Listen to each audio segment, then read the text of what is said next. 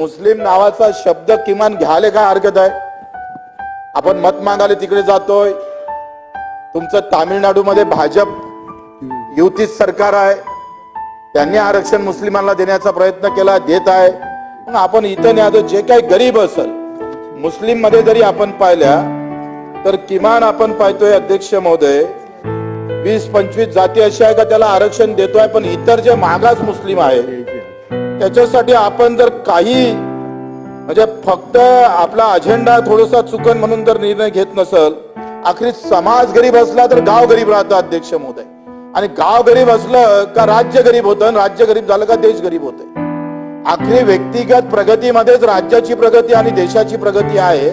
त्यामध्ये आम्हाला मुस्लिम अलग काढून नाही चालत, त्यांना घ्यावंच लागेल.